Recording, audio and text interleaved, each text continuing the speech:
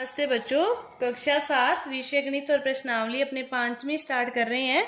5.1 जो प्रश्नावली है आपकी रेखा व कोण, इसके बारे में अपने जानते हैं। तो 5.1 में आपके जो दे रखे हैं वो पूरक और संपूरक कोणों के बारे में बता रखा है। तो कोई भी दो कोण पूरक कोण तब होते हैं जब उनका योग 90 डिग्री हो, और संपूरक कोण तब होते हैं जब उन दोनों का योग 180 डिग्री हो। कोई भी दो कोणों के युग्म को पूरक व संपूरक में व्यक्त करते हैं तो दोनों पूरक कब होते हैं? जब 90 डिग्री योग हो, और संपूरक कब होते हैं? जब दोनों का योग 180 डिग्री हो। तो पहले जो क्वेश्चन है ये सारे इसी प्रकार हैं। तो देखो पहला क्वेश्चन क्या दे रखा है, निम्न कोणों में से प्रत्येक का आपको पूरक कोण लिखना है। मतलब आपको एक दे रखा है, इसमें कितने डिग्री दे रखा है? 20 डिग्री। एक 20 डिग्री है, दोनों का योग 90 डिग्री है, तो 90 में से अपने 20 को घटा देंगे तो दूसरा कोण आ जाएगा आपके पास 70 डिग्री। 20 का जो पूरक कोण है वो कौन सा है? 70 डिग्री। इसी प्रकार ये 63 दे रखा है, 90 में से 63 गए, 10 में से 7, तो 8 में से 2, 27 डिग्री। तो ये 63 है, तो दूसरा 27 डिग्री। मतलब दोनों का योग आपके पास 90 डिग्री है। तो एक दिया है, दूसरा ज्ञात करना है पूरक कोण, तो 90 में से घटा दो। संपूरक ज्ञात करना है तो 180 में से घटा दो। जैसे इसमें दे रखा है 105 दे रखा है, तो 180 में से 105 घटा दो। 10 में से 5 गए 5, यहाँ पे आपके पास बचे 7, 75 डिग्री की 105 डिग्री और 75 डिग्री आपके ये दोनों क्या है? संपूरक कोण। इसी तरह 87 दे रखा है, तो 180 में से 87, 10 में से 7 गए 3, यहाँ पे आपके पास 17 बचे, 17 में से 8 गए 9, 93 डिग्री। ये 54 है, तो 180 में से 154 को कम कर दो। कि दो पूरक कोण है, एक दिया है, दूसरा पूरक कोण ज्ञात करना है तो 90 में से घटा दो, और संपूरक कोण ज्ञात करना है तो 180 में से घटा दो। अब देखो तीसरा क्वेश्चन, कोणों के निम्न युग्मों में से पूरक व संपूरक कोणों को पृथक करना है। अब अभी भी मैंने क्या बताया, इन सभी का क्या करेंगे? योग करेंगे। यदि तो योग 90 डिग्री होगा तो पूरक कोण, और यदि योग 180 डिग्री होगा तो संपूरक कोण। अब देखो इसका योग करते हैं, 65 प्लस 115, 5 5 10, 6 7 8, कितना हो गया? 180। तो ये कौन सा कोण हो गया? संपूरक कोण। इन दोनों का योग करते हैं, 63 प्लस 27, 7 3 10, 6 2 8, 90 डिग्री। तो ये कौन सा हो गया? पूरक कोण। इन दोनों का करते हैं, 112 प्लस 68, 180 डिग्री। तो ये भी कौन सा हो गया? संपूरक कोण। 80 प्लस 10, 90, तो ये कौन सा हो गया? पूरक कोण।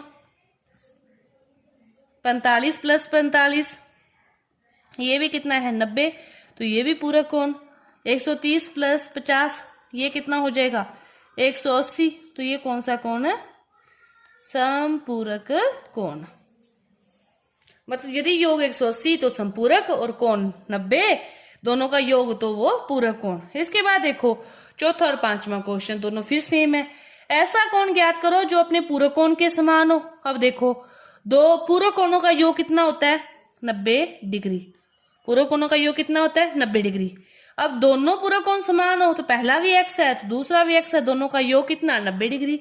एक x और एक x, 2x बराबर 90 डिग्री। x का मान निकालना है, 90 बटा में 2, कितना? 45 डिग्री। एक भी 45, दूसरा भी 45, दोनों पूरक कोण समान है तो उनका मान कितना होगा? 45 45। इसी तरह सेम क्वेश्चन ये है कि ऐसा कोण ज्ञात करो जो अपने संपूरक कोण के बराबर हो। संपूरक कोणों का योग कितना होता है? 180 डिग्री। पहला भी x है, दूसरा भी x है, दोनों का योग कितना है? 180 डिग्री। एक x और एक x, 2x, 180 डिग्री। x का मान निकालना है, 180 बटा में 2, कितना हो गया? 90 डिग्री। एक का मान भी 90 डिग्री, दूसरे का मान भी 90 डिग्री, दोनों समान है। दोनों कौन से कोण है? संपूरक कोण। दो संपूरक कोण समान है, उनके मान 90 डिग्री। दो पूरक कोण समान है, उनकी वैल्यू कितनी है? 45 45 डिग्री। तो ये आपका था पांचवा क्वेश्चन। इसके बाद देखो अपने देखते हैं छठा क्वेश्चन। छठा क्वेश्चन आपको क्या दे रखा है कि कोण 1 व 2 क्या है? संपूरक कोण है। तो इसके बाद वो क्या कह रहा है कि एक में कमी करते हैं तो बी में क्या होगा? संपूरक कोण है, दोनों का योग कितना होगा? 180 डिग्री। अब आप देखो 110 प्लस 70 कितना है? 180 है, दोनों संपूरक कोण है। अब यदि ए के मान में अपने कमी करते हैं, किसी के भी कर लो, चाहे इसमें, इसको अपने 60 करेंगे तो ये फिर क्या होगा, दोनों संपूरक ही रहें। जितना इसको कम करेंगे तो दूसरा उतना ही क्या होगा, ज्यादा होगा तो ही दोनों का मान का योग फिर 180 रहेगा ना। भी क्या परिवर्तन होगा दूसरे के कोण में, जब फिर भी वो संपूरक ही रहें। तो संपूरक रहें तो एक में यदि कमी करते हैं तो दूसरे कोण में क्या होगी, उतनी ही वृद्धि होगी जितनी एक में कमी की है। जितनी एक में कमी की है उतनी ही दूसरे में क्या होगी, वृद्धि होगी, तो ही वे संपूरक कोण रहेंगे।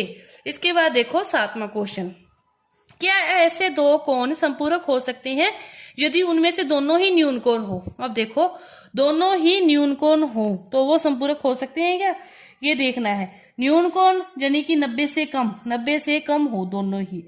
अब 90 से कम होंगे, 90 तो नहीं हो सकते ना न्यून कोण, 90 से कम एक भी कम होगा तो ये न्यून कोण है। दूसरा भी इतना ही मान लो, तो 9 9 18, 8 8 16 17, इनका योग कितना हुआ, 178 ही हुआ। साथ में अपने 90 से एक ही कम किया है, 90 तो मान नहीं सकते, तो यह संभव नहीं है, वह संपूरक कोण नहीं होंगे। दोनों ही अधिक कोण हो, अधिक कोण 90 से ज्यादा, दोनों का वैल्यू 90 से ज्यादा, 90 से एक ही ज्यादा मान लो, तो ये कितनी होगी 182, तो ये भी ज्यादा होगा 180 से योग, तो ये भी संभव नहीं है। दोनों कोण बता रहे हैं, दोनों कोण समकोण हो, एक भी 90 दूसरा भी 90, तो दोनों का योग कितना 180 डिग्री, तो ये संभव है। कि दोनों ही न्यून कोण होंगे तो भी वो संपूरक नहीं होंगे, दोनों ही अधिक कोण होंगे तो भी वो संपूरक नहीं होंगे, लेकिन यदि दोनों समकोण होंगे तो फिर वो संपूरक कोण होंगे। अब देखो 8वां क्वेश्चन, एक कोण है वो 45 डिग्री से बड़ा है, तो इसका पूरा कोण क्या होगा, 45 से बड़ा, छोटा या बराबर। 45 से बड़ा आप कितना मान लो, 46 ही मान लो। 45 से बड़ा कितना भी हो सकता है, लेकिन अपने क्या मान लिया, 46 ही मान लिया। 46 पूरा कोण है, पूरे कोणों का योग 90, 90 में से 46 को अपने क्या करते हैं, कम करते हैं। कम किया, 10 में से 6 गए 4, 8 में से गए 44, मतलब 45 से बड़ा कितना भी हो सकता है, लेकिन अपने तो एक ही बड़ा माना 46 ही, तो ही अपने पास जो आया वो 44 आया। इससे बड़ा होगा तो फिर 44 से पीछे की संख्या आएगी, फिर यदि अपने 47 लेंगे तो यहाँ पे 43 आएगा, 48 लेंगे तो 42 आएगा, मतलब ये क्या आएंगे, पीछे की ओर ही आएंगे, 45 से ऊपर नहीं आएंगे। तो एक 45 से बड़ा है, दोनों कोण पूरे कोण है, संपूरक नहीं, तो फिर दूसरे का मान क्या होगा, 45 से छोटा होगा।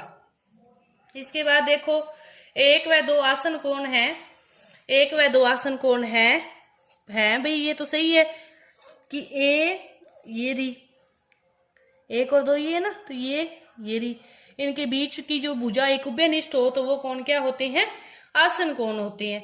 1 और 4 ऊर्ध्वाधर सम्मुख कोण है, 1 और 4, तो ये सम्मुख कोण है क्योंकि ये दोनों भुजाएं AB और CO दोनों के आमने सामने बनने वाले ये कोण है, तो ये भी ऊर्ध्वाधर सम्मुख कोण है।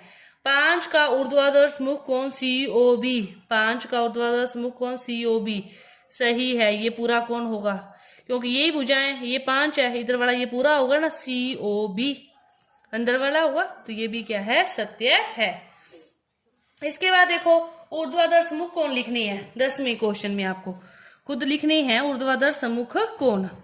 तो ऊर्ध्वाधर सम्मुख कोण कौन से होंगे, ये भुजा मानो तो ये भुजा मानो, 1 के बराबर क्या आएगा 4, ये भुजा मानी तो 5 के बराबर क्या आएगा, कोण 2 प्लस कोण 3, ये क्या होंगे ऊर्ध्वाधर सम्मुख कोण। अब कह रहा है रेखिक युग्म, रेखिक युग्म मतलब 180 डिग्री के कोण पर एक प्लेन रेखा पर बनने वाले, ये प्लेन रेखा है, इसके इधर इधर बन रहे हैं तो कोण 1 और कोण 5, ये लें तो इसके इधर इधर क्या बन रहा है 1 2 3, या इसको लें तो कोण 5 और कोण 4 भी क्या है, रेखिक युग्म है। मतलब एक ही रेखा पर बनने वाले 180 डिग्री जिनका योग होता है वो क्या होते हैं, रेखिक कोण युग्म होते हैं। तो ये आपका 10वां क्वेश्चन था। इसके बाद देखो 1 व 2 आसन कोण है, कारण लिखिए। 1 व 2 आसन कोण जेड आकृति पर जो बनने वाले कोण हैं ये क्या होते हैं, एकांतर कोण होते हैं। एकांतर कोण, जेड आकृति पर बनने वाले कोण एकांतर कोण होते हैं, मतलब दो समांतर रेखाओं को एक तीसरी रेखा काटे, तिर्क रेखा एक ही तिर्क रेखा काटे तो वे कोण क्या होते हैं, एकांतर कोण। एक्स वाई जेड के मान ज्ञात करने हैं 12वें क्वेश्चन में। अब देखो ये एक रेखा है, इसके एक साइड बनने वाले कोण, इनका योग कितना होगा, सेम होगा। ये दोनों रेखाएं हैं, ये दोनों क्या होंगी, जो 55 होगा वो एक्स के बराबर होगा, वो किस, शीर्षाभिमुख कोण, शीर्षाभिमुख कोण। ठीक है, ये आ गया 55। और इनको ले तो 55 प्लस वाई का जो मान है वो 180 होगा, क्योंकि ये रेखिक कोण युग्म है। तो y का मान 180 में से 55 को कम कर दोगे तो वो किसका मान आ जाएगा, y का। और वही मान किसका आ जाएगा, z का। चाहे इनको ले तो ये रेखिक युग्म है, इनको ले तो ये शीर्षाभिमुख कोण है। तो मतलब जो मान यहाँ से इसको घटाने पर आएगा, 10 में से 5 गए 5, 7 में से गए 2, 125 डिग्री। ये है 125 डिग्री, तो ये भी कितना है, 125 डिग्री। तो ये आपकी जो प्रश्नावली थी 5.1 ये पूरी हुई। धन्यवाद।